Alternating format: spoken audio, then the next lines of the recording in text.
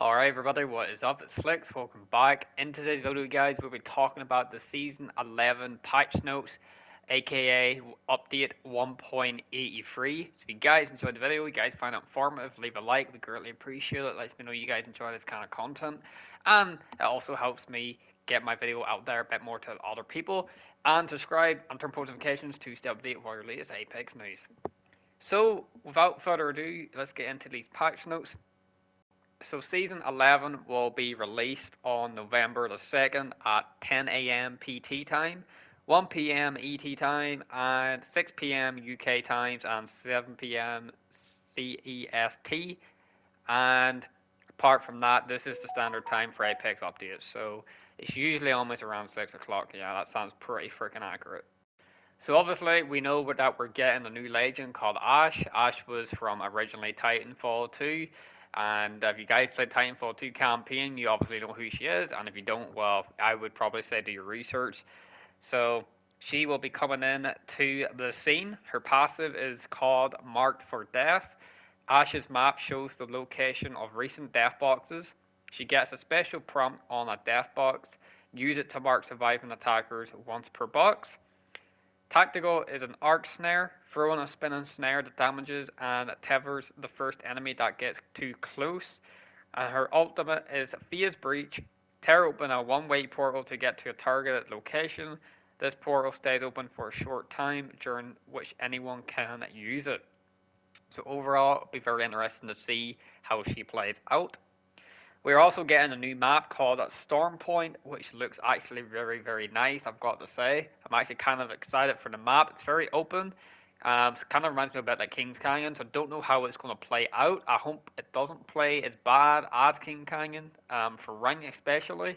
But for pubs, probably would be a lot of fun. So the Battle Royale map rotation. So for the Escape update, the map rotation will be back down to 2 maps. So we will be playing the new map Storm Point and World's Edge. And with Storm Point being a whole new map, we want to make sure players have plenty of time to master the new arena. So Arena's map rotation, with the introduction of Encore, the Arena's map rotation will now include only the custom-made arena maps. We will be not using the Battle Royale locations for arenas in the Escape update. Also, the new weapon is the car, which is a Titanfall 2 inspired weapon. It was actually in Titanfall 1 and Titanfall 2. It's actually a very, very powerful, very fast fire rate SMG. But the unique thing about this SMG is it can use heavy ammo, but it can also use light ammo. So if you're running a flatline and an R99, like I can show you guys on screen right now, and you run out of light ammo, you can instantly just press a button on your D-pad, I'm assuming, and then you will instantly start using the heavy ammo. Pretty cool addition. I don't think it changes the fire rate or the damage. I'm pretty sure it just uses it just for ammo and that's it. But whenever the gun gets released, we will have further details. Ranked update is coming as well, so whenever a merge shaped up and reviewed the changes coming in Escape, rank continues to attract a large portion of players, around 40% of all play time, but this doesn't mean we can't take a look to make improvements. So they fixed an issue where expired skydive trails remain accessible for longer than they should have, and these trails will now expire on the intended seasonal cadence as mentioned originally in the ranked series. Free post trials from series 1 and 2 are still grandfathered in. So pretty much in a nutshell, whenever you're dive bombing and your little flare from behind you will not disappear, on time. Pretty much is what it's saying. So don't know if this is good news or bad news for people, but there will be no King's Canyon and there will be no Olympus for this season, which is pretty crazy because pretty much every season that I've played for Apex, King's Canyon and Olympus has always been there. I do love both of the maps. I know a lot of people don't like King's Canyon. I don't like it for ranked, but I really do enjoy it for pubs. But yeah, with no King's Canyon and no Olympus this season at all, period. It's just going to be Storm Point and World Edge. So I don't know how I feel about that, but, I'm sure that's good news for some people and very bad news for some people as well. Also, the ranked Battle Royale Escape Skill and apex can be evaluated all sorts of ways. It's the elimination of gun skill, movement, positioning, awareness, legend, mastery, and prevailing over everyone else as champion that separates the lowly bronze from apex predators. With that in mind, we want to provide more flexibility and how the players can express skill when RP gains are at stake. Before Escape, measurements have been simple and straightforward. We grant RP based on kill points and a placement multiplier. Now we're racing back on some RP restrictions to offer other routes to max out kill related RP in a match. So, kill RP values now take differences between killer/victim rank tiers into account. The kill RP cap, as we have traditionally throughout about up to this point, is effectively being raised from 6 to 7. However, this kill related RP cap can be reached in different ways depending on tier differences and placement. Placement is still paramount, and you still must place first to have a chance at total max RP. To expand on the first point, tier differences between the killer and victim will be taken into account when calculating baseline kill point value. For example, if a plat player kills a diamond player, that kill counts as 12 instead of 10 RP. So the tier differences are going to have a big difference on, what's going on with your RP. So that's actually really interesting. So you kill a prey, you get more points than you would if you kill a diamond player. So that's actually very, very interesting. Very interesting indeed. Victims do not lose more or less points when killed in terms of entry costs. Only the killer receives the modifier. Apex Predator and Masters are treated as the same tier. An encounter rate with someone of a tier 3 difference is ultra rare, less than 1%.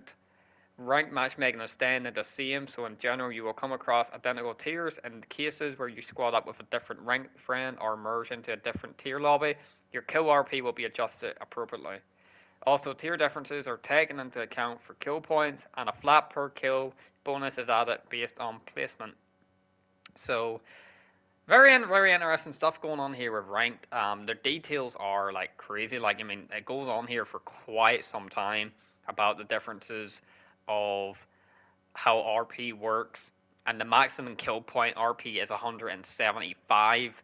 So, as a diamond player, you party up with your diamond friend and matchmake into a lobby with similar skilled players. You snag second place with 6 kills or assists against a diamond player and 3 and plat players.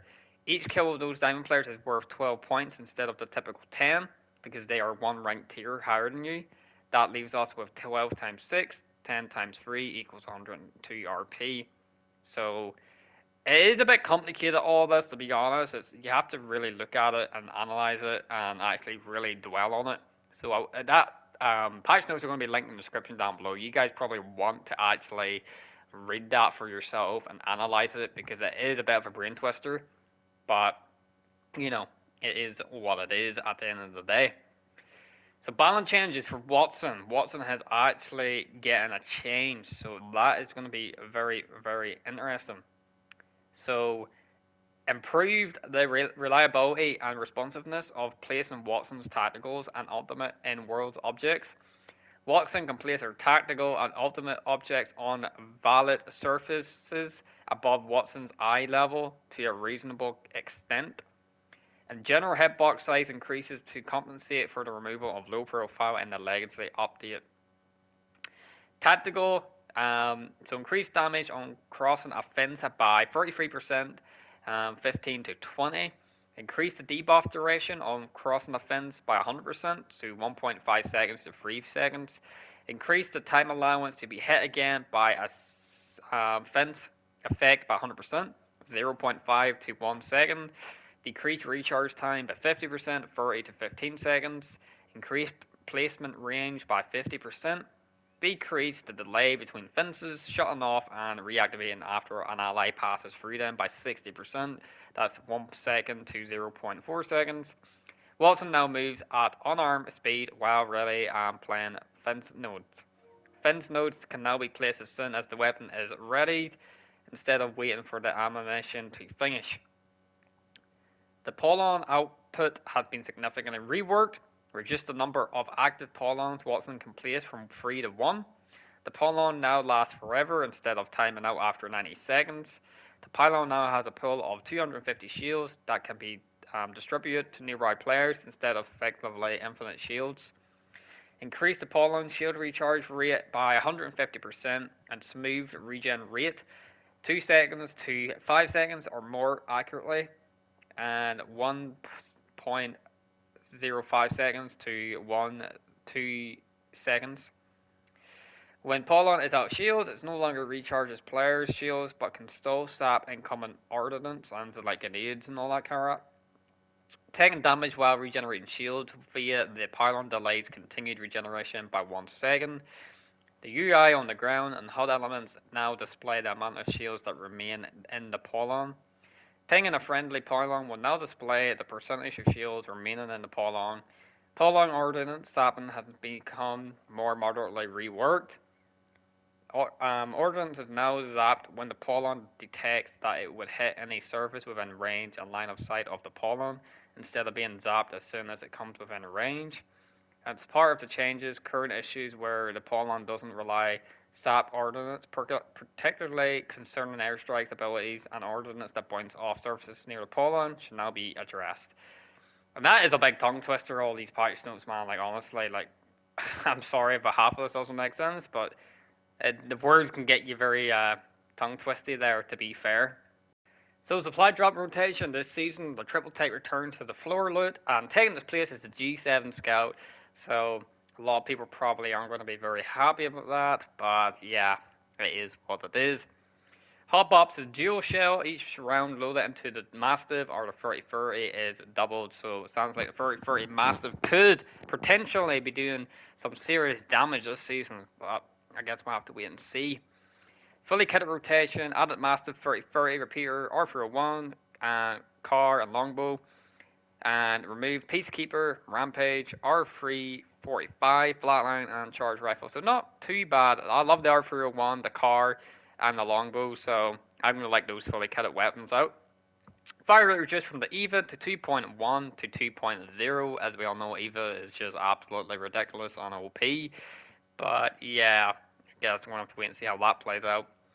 Peacekeeper, slightly increased pellet size. Choke up time reduced from 1.5 seconds to 1.25 seconds. Choked up shot remain tight for slightly longer when exiting ADS. Longbow, damage reduced from 60 to 55. L-Star, reduced barrel effectiveness at all rarity tiers, significantly reduced projectile collision size, and damage reduced from 18 to 17. G7 Scout, damage increased from 44 to 36, and double tap added to supply drop G7 Scout, obviously because it's in the care package, so it's going to be going higher damage, and it's going to be going to the powerful state. Supply drop weapon rates. Early game create weapon rate increased from 25 to 50%. Mid game create weapon rate increased from 50 to 75%. And late game create weapon rate increased from 75 to 100%. Hot zone gold loot rates. Increase amount of gold loot that spawns in hot zones.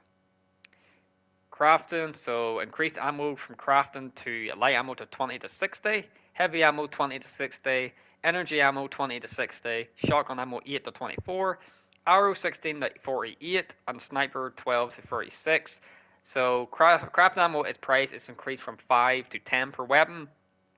Evil armor points from craft increased from 100 to 150, and evil armor points cost increased from 45 to 50. Replace the sniper bundle with a shotgun bundle featuring the dual shell. So enemy NPC updates. Prowler health across the game has gone up to 90 to 114. Storm Point and World Age. And Prowlers on World Age and Flyers on King's Canyon now reward evil points. 25% of damage done to AI now reward progress to your evil armor. So it gives you a reason to actually kill the AI. So that's actually relatively pretty interesting. There is a whole pile of quality of life changes with arenas, but I will let you guys read that for yourselves. The UI teammates will now show that they are self-reviving in the world gamer tags. Added VO for players to communicate they are out of ammo. Updated the arena map rotation images to show up to 5 maps. And update social awareness badges to unlock as default for all accounts. And then there's a whole pile of crazy bug fixes, just for legends, weapons, just bugs and glitches, Apex have been having for a while. But apart from that, guys, that is pretty much it.